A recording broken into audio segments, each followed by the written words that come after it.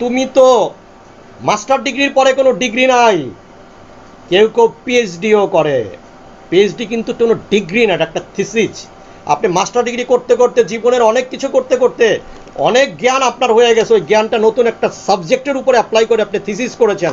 আমি সেটাকে পিএইচডি বলা হয়, ডক্টর অফ ফিলোসফি। অনেকে এই শব্দটাকে একটু ইলাবোরেশনে ভুল করেন, আমি ভুল করেন বলবো না, ভ্রান্তি করেন, ধারণা ভুল। আমি পিএইচডি সম্পর্কে দুটো কথা বলি, যে প্রসঙ্গটা আসবে সাথে সাথে আমি ব্যাখ্যা করে দেবো। পিএইচডি হচ্ছে ডক্টর অফ ফিলোসফি। এখন আমি ইংলিশে শেক্সপিয়ারের উপর পিএইচডি করেছি, তো আমি তো ফিলোসফিতে পিএইচডি করি না রে বাপ, তো আমাকে ডক্টর অফ ফিলোসফি বলা হচ্ছে কেন? আমাকে ডক্টর অফ শেক্সপিয়ার বলা উচিত ছিল। কারণটা কি আমি একটু বলি। আমি শেক্সপিয়ার সাহেবকে সরাসরি দেখলে আমার যে জ্ঞানটা হতো, আমি এই রিসার্চটা করে সেই জ্ঞানটা অর্জন করেছি। দর্শন করে যে জ্ঞানটা হতো, দর্শনটাই হচ্ছে ফিলোসফি, দেখা, দর্শন। এই জন্য আমি শেক্সপিয়ারের উপর দার্শনিক হয়ে গেছি দেখে দেখে। কিন্তু আমি শেক্সপিয়ারকে দেখিনি, আমার রিসার্চটা হয়েছে এমনভাবে যে শেক্সপিয়ার সাহেব আমার সামনে আছেন। তার জন্য যে সাবজেক্টটি আপনি করেন না কেন, পিএইচডি যে বিষয়ের উপরে করেন না কেন, সেই বিষয়টা আপনি দেখে ফেলেছেন। রেজন হয় আপনি ওটার উপর পিএইচডি ধারণ করেছেন, মানে দর্শন, ওটার দর্শক আপনি, খুব বড় লেভেলের একজন দর্শক আপনি। একজন লোক তাজমহল দেখেছে, একজন দেখে না। যে দেখেছে সে কোনা কারণ কি সব বলে দিতে পারবে, আর যে দেখে না তার কাছে তাজমহলটা শুধু স্মৃতিপটে একটা ছবির মতোই সে ব্যাখ্যা করতে পারবে। এই জন্য ডক্টর অফ ফিলোসফি বলা হয়। তো এখন বিষয়টা হয়েছে, এই পৃথিবীটা আমাদের কাছে শ্রেষ্ঠ ভেস্ত, যে ভেস্তে আপনি সর্বপ্রথম মার বাবার অকৃত্রিম ভালোবাসা পাচ্ছেন, যেটা আপনি ওই ভেস্তে গেলে কোনোদিনই পাবেন না। ওই ভেস্টটা হচ্ছে খোদার ভালো কাজের একটা গিফট। এখন আপনি এই পৃথিবীটাকে যদি ভেস্ত মনে না করেন, এটাকে যদি দোজক মনে করেন, এটার উপর কোনো মহব্বত তৈরি হবে না আপনার। মহব্বত তৈরি না হলে এই মহব্বতহীন জীবনে পৃথিবীতে থেকে যা করবেন সেগুলির উপরে আপনি যে অফিসটাকে ভালোবাসেন না, সেই অফিসে কোনো আউটপুট আপনি ভালো দিতে পারবেন না। আপনি যে ক্লাসটা ভালো বুঝেন না, সেই ক্লাসে আপনি কখনোই বুঝতে পারবেন না, সে ক্লাসের টিচারদেরকেও ভালোবাসবেন না। এই পৃথিবীটাকে আমরা যদি দোজক মনে করে থাকি, অ্যাজ এ রেজাল্ট কী হবে? কার্বন ডাইঅক্সাইডের পরিমাণ বাড়িয়ে দিব, কার্বন উৎপাদন বাড়িয়ে দিব, প্রথমটাই পৃথিবীর প্রকৃতিকে ধ্বংস করে দিব, পিতামাতার প্রতি অসৎ আচরণ করব, ভ্রাতৃত্ববোধের মমতা থাকবে না। আমরা আস্তে আস্তে পৃথিবীটাকে একটা আইসোলেটেড পর্যায়ে নিয়ে যাবো। আইসোলেশনের উপর গতকাল বলেছিলাম, আইসোলেটেড পর্যায়ে নিয়ে যে অ্যাজ এ রেজাল্ট আমি কী করবো? পৃথিবীটাকে ধ্বংসের দোরগোলায় দাঁড় করে দিব। তখনই করোনা, আমি যেটা 2017 সালে একটা ভিডিও ছেড়েছিলাম, যেখানে এইসব আনসিন জীবাণু জার্মসের উপরে, ব্যাকটেরিয়া ভাইরাসের উপরে বলেছিলাম, এই করোনা নামক অনেক আরও বড় করোনা আসতেছে। আমাকে বলে দিলাম লকডাউন উঠানোর কোনো কারণ নেই, পৃথিবীতে আরও 3টা ভাইরাস আসতেছে, ডেডলি ভাইরাস, যেটা মানুষের হাড়কে গোলা দিবে, হাড্ডি গোলা দিবে। আপনি একটা জড় পদার্থে পড়ে আপনার বডির ভিতরে ভাইরাসটা ঢুকবে, স্ট্রেট আপনার হাড় গলে যাবে, আপনি একটা মাংসপিণ্ডে রূপান্তরিত হবেন, আপনি ব্রেন খারাপ হয়ে যাবে। যেমন নিপা ভাইরাস অত্যন্ত সোয়াচের, পৃথিবীতে নিপা ভাইরাসের মতো সোয়াচে কিছু নাই। এই রুগীকে যে দেখবে কাছাকাছি দেখলেও তার ব্রেনে ডিস্টার্ব হয়ে যাবে। আরও ভাইরাস সম্পর্কে পরে ক্লাস করব। এখন বিষয়টা হচ্ছে এটা, এই ভেস্তটাকে আল্লাহর দেওয়া শ্রেষ্ঠ ভেস্ত, এই ভেস্তটাকে যদি আমরা উৎকৃষ্ট ভেস্তে রূপান্তরিত করতে পারি, আপনার বাড়িতে একজন মেহমান এসছে, এই মেহমানকে যদি আপনি উৎকৃষ্ট আপ্যায়ন করতে পারেন, এই মেহমান যে আপনার জন্য গুড ফিডব্যাক দিবে। আপনি জীবন পেয়েছেন, এই জীবনকে আপনি উপভোগী করলেন না, সারাটা জীবন আপনি কিছু সিস্টেমের মধ্যে বন্দী হয়ে থেকে জীবনটাকে আপনি একটা কি বলবো, হোয়াট শুড আই সে, আমি আসলে জীবনটা জীবন হলো না, জীবনটা হলো একটা সিস্টেম। আমি আপনাদেরকে বলে দেই, মানব জাতির জন্য কোনো সিস্টেম নেই। মানব জাতির সিস্টেম হচ্ছে আপনি যা ভালোবাসেন, যাতে আপনি বেটার ফিল করেন, আপনি সেটাই করবেন, অন্যের কোনো ক্ষতি না করে। যে ব্যক্তি বিমান চালায় সে যখন ঘুমিয়ে থেকে উঠবে, আর যে লোক যে বিমান চালায় না, সারাদিন অফিসের এমডি, সে কি সেভাবে ঘুমের থেকে উঠবে না। আমি আপনাদেরকে আর একটা কথা বলে একটু সাহস দিচ্ছি, গতানুগতিক কথার মধ্যে আর যেতে চাই না। পরিশ্রম করলে কখনো ভাই ভাগ্যের উন্নতি হয় না, তাহলে পৃথিবীর সব শ্রমিকগুলো সবচেয়ে ধনী থাকতো। যে পরিশ্রম করে তার ভাগ্যের উন্নতি হয় কিনা জানি না, তবে তার আয়ু অর্ধেক কমে যায়, কারণ পরিশ্রম লিভারকে ক্রাক করিয়ে ফেলে। পরিশ্রম করে ধনী হওয়া যাবে না। ধনী হতে হলে পরিশ্রমের সাথে আপনার জ্ঞান বুদ্ধির কিছু সম্পৃক্ততা থাকতে হবে। আমি আজকে ব্রেনের উপরে ক্লাস করাবো।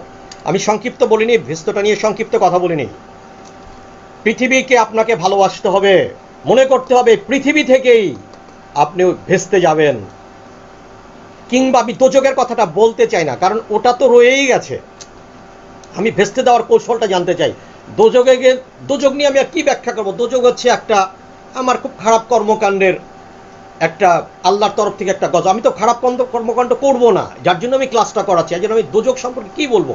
তো বিষয়টা হচ্ছে কি, আমরা পৃথিবীতে থেকে যদি দোজগে থাকি, ওই দোজগে তো যাবই রে বাপ, যদি কোনো ধরনের ভুল করেই থাকি। কিন্তু আমার দুঃখ হইল, আল্লাহ এত ভালোবেসে আমাদেরকে পৃথিবীতে পাঠালেন, এই পৃথিবীটাকে যদি আমরা দোজগ করে ফেলি, আমার খুবই সন্দেহ আছে পৃথিবীতে ক্লাসে বসে আমি ক্লাস করি নাই, আমি আমি কোনোদিন ভালো রেজাল্ট করতে পারবো না রে বাবা। আমি পৃথিবীটাকে যদি আমার উপযোগী না করে তুলতে পারে, আমার খুবই সন্দেহ আছে। আমি চ্যালেঞ্জ করব না, কারণ চ্যালেঞ্জ করতে গেলে এইসব ব্যাপারগুলো একটু সেন্সিটিভ ব্যাপার। আমার আদৌ ভেস্তে যাওয়ার সম্ভাবনাটা কতটুক থাকবে, আই অ্যাম প্রিটি কনফিউজড, একটু কনফিউজড আমি। এই জন্য আজ থেকে আপনাদেরকে প্রতিজ্ঞা করতে হবে, আপনি যার সাথে থাকেন, যেখানে থাকেন, আগে নিজেকে ভালোবাসতে হবে। যার সাথে থাকেন তাকে ভালোবাসতে হবে, যেখানে থাকেন সেটাকে ভালোবাসতে হবে, আপনার কর্মস্থলকে ভালোবাসতে হবে, যে শহরকে থাকেন ভালোবাসতে হবে। কারণ আপনি কনফার্ম করে বলতে পারেন না আপনি কতদিন বাঁচবেন। এই শহরে আপনাকে 100 বছর আয়ু থাকতে পারে, আপনার পাশের ডাস্টবিন আপনার ভেস্তেকে কঠিন করে দিবে। আপনি নিজেই এই ভেস্তটাতে হয়েছে কি, ওই ভেস্ততে আমি যেটা চিন্তা করব ওটা আমাকে করতে হবে না, আমি পেয়ে যাবো। এই ভেস্তটা আমাকে, আমার কমান্ড। বিষয়টা হচ্ছে এখানে আমাকে চাইতে হবে আল্লাহর কাছে, আর ওখানে আল্লাহ না চাইলেই দিয়ে দিবে। বিষয়টা হচ্ছে এরকম, এই ভেস্তটা আমার ইফেক্টিভ ভেস্ত, এটা আমাকে করে নিতে হবে। আমি যা চিন্তা করি, আমি যদি চিন্তা করি যে আমি সাগরের ভিতরে একটা, আমি বলতে মানুষকে বোঝাচ্ছি, 100 তলা বিল্ডিং করব, মানুষ করতে পেরেছে না ভাই। এই যে একটা চিন্তা করেন, দুবাইয়ের মতো সিটিতে কি করেছে তারা সাগরের ভিতরে? কারণ তারা চিন্তা করেছে, তারা কিন্তু তার চিন্তাটাকে কাজে রূপান্তরিত করতে পেরেছে। রূপান্তরের শক্তিটা আল্লাহ পাক দিয়েছেন। আল্লাহ কিন্তু অসীম, আমাদের অসীম ক্ষমতাও দিয়েছেন, কিন্তু আমাদের ক্ষমতার মধ্যে একটা কনজারভেটিভ পার্ট আছে। আমরা চাইলেই দীর্ঘায়ু লাভ করতে পারবো না, আমরা চাইলেই 50 ফিট লম্বা হতে পারবো না, আমরা চাইলেই, আপনি চাইলেই এখন বিশ্বসুন্দরী একটা নারীকে বিয়ে করতে পারবেন না। কিছু বাধা আছে, আবার বাধা অতিক্রমের একটা পন্থাও আছে। তো আমি বিষয়টা বলছি, আপনারা এত ব্যাখ্যাতে আমি যাচ্ছি না, আমি ইথিক্সটা ধরিয়ে দিচ্ছি। পৃথিবীকে সবচেয়ে বেশি ভালোবাসতে হবে, আপনার সবচেয়ে ক্লোজার সার্কিটগুলোকে। আপনি বড় চিন্তা পরে করেন, ছোট চিন্তা করেন, ছোট থেকে আগে কলমটা বসান, তারপর না বৃত্ত আঁকবেন। এই কলমটাই যদি না বসাতে পারেন, বৃত্ত কখনোই হবে না। আজ থেকে আপনি আপনার সাপোর্টিং এভরিথিংকে আপনাকে ভালোবাসতে হবে। অনেক বড় লেভেলের বেয়াদবের মতো স্বার্থপর হতে হবে। বেয়াদব মার্কা স্বার্থপর আছে না, আমি কোনো ন্যাশনের নাম বলবো না, কোনো ক্লাসিফিকেশন, কোনো কান্ট্রি বা কোনো অঞ্চলের নাম বলবো না। এমন স্বার্থপর হইতে হবে, নিজের স্বার্থ ছাড়া কিছুই বোঝা যাবে না। এখন এটা একটু ব্যাখ্যা করি। নিজের স্বার্থ বলতে কি, আমি না, এই স্বার্থটা আমি না, আত্মকেন্দ্রিক না, স্বার্থপর। স্বার্থ বলতে কি, আমাকে যারা যারা ভালোবাসে তাদেরকে আমার স্বার্থে বাঁচিয়ে রাখতে হবে।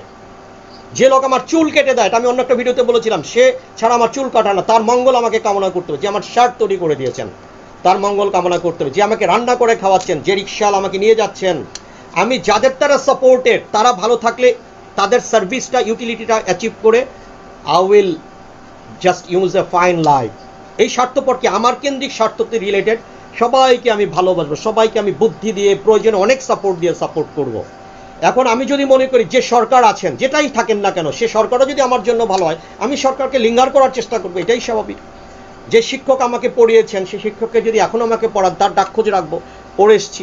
তো বিষয়টা হচ্ছে স্বার্থপর হতে হবে। এখন সবাই যদি আমরা এরকম ভাবে স্বার্থপর হয়ে যাই, সবাই যদি তার আঙ্গিকটাকে ভালো রাখি, আলটিমেটলি কি হবে, সবার সঙ্গে কারো না কারোর সাথে একটা ইম্প্যাক্ট আছে। অ্যাজ এ রেজাল্ট পৃথিবীর সবাই আমরা ভালো থাকবো। ভালো থাকার মানে কি, পৃথিবী ভালো থাকবে। পৃথিবী ভালো থাকার মানে কি, এই পৃথিবীটা ভেস্তে রূপান্তরিত হয়ে যাবে, হবেই, এটা সায়েন্স। ভালো, আপনি যদি সব ভালো করেন, আলটিমেটলি রেজাল্ট ভালো আসবে। আর আপনি যদি সবের মধ্যে একটু খারাপ করেন, সেটা ওই গরুর অখাদ্যযুক্ত দুধ হয়ে যাবে। কারণ একটু তো ওখানে পড়ে গেছে, তাই না, সার্ফেস একটা ব্যাড থিং পড়ে গেছে। আমি বাজে শব্দটা উচ্চারণ করতে চাচ্ছি না, যেহেতু আমি জিকিরের ভিতরে আছি, এখনো কলবি জিকির আছে। কলবি জিকির সম্বন্ধে ক্লাস করাবো আমি। জিকির হচ্ছে অটো, ইনশাআল্লাহ। সুতরাং পৃথিবীকে ভালোবাসবেন, বাঁচতে হবে। যে লোক পৃথিবীতে থাকে, পৃথিবীকে ভালোবাসে না, যে মায়ের কোল থাকে, মাকে ভালোবাসে না, যে বাবার ছায়ায় থাকে, বাবাকে বৃদ্ধাশ্রমে পাঠিয়ে দেয়, যে বড় ভাইয়ের টাকা পয়সা পেয়ে বিয়ে করে স্ত্রীর সাথে যোগসাধ্য করে বড় ভাইকে বা ছোট ভাইকে ঘর থেকে বের করে দেয়, এই ছোট ছোট ইউনিটগুলির সাথে যে আত্মকেন্দ্রিক, স্বার্থপরতা দেখালে তো করতো না, যে আত্মকেন্দ্রিকতা দেখায়, যে এই ছোট ইউনিটগুলির সাথে যে প্রচণ্ড ধরনের আত্মকেন্দ্রিকতা দেখায়, ভালোবাসা দেখায় না, আমি যদি সবাই স্বার্থপর তো পৃথিবীর অবস্থা হতো না। তাহলে পৃথিবীটা আলটিমেটলি ক্রাশ করবে, মধ্যযুগেও ক্রাশ করবে। মধ্যযুগে পৃথিবী ক্রাশ করেছিল, পৃথিবীতে 2-3 বার আইসিল লাইফে চলে গিয়েছিল। এটা নিয়ে আমি পরে ক্লাস করবো। আশা করি এটা সম্পর্কে আমি ইনফরমেশন প্রোভাইড করতে পেরেছি। যারা বুঝতে পারার ইতোমধ্যে বুঝতে পেরেছেন, এই পৃথিবীকে ভালোবাসেন, ইনশাআল্লাহ ওই পৃথিবীতে ভেস্তে যাওয়ার একটা ব্যবস্থা হয়ে যেতে পারে। কারণ আপনি আল্লাহর এই পৃথিবীর প্রতি শুকরানা আদায় করেছেন যে আল্লাহ এই পৃথিবীকে এত সুন্দর করে তৈরি করেছেন, এই পৃথিবীকে অবজ্ঞা করার কোনো স্কোপ নেই। আল্লাহ পাক অনেক ভালোবেসে তৈরি করেছেন। এত আপনি যদি পৃথিবীটাকে দেখেন, ট্রাভেলের চ্যানেল আছে যাদের বাসাতে ওই ওটা একটা বক্স কাট বলে, বক্স কাট টিভি আছে, ওই ভুলে গেছে শব্দ অনেকগুলো মনে আসে না তাৎক্ষণিকভাবে, ডিজিটাল ফাংশনের টিভি আছে। তারা ট্রাভেল চ্যানেলগুলোতে করবেন, ওই নাটক টাটক দেখে বাবা লাভ হবে না, শুধু দেখবেন খবর চ্যানেল আর চলচ্চিত্র দেখবেন না। কেন দেখবেন না? আপনি মনে করবেন ওটা একটা মেকি জিনিস, একটা নাটক তৈরি করা হয়েছে আপনার জন্য, আপনার ইমোশনকে ক্যারি করার জন্য। কোনো ফিল্ম, কোনো নাটক দেখতে আমি মূল্যবান সময় নষ্ট করতে বলি না।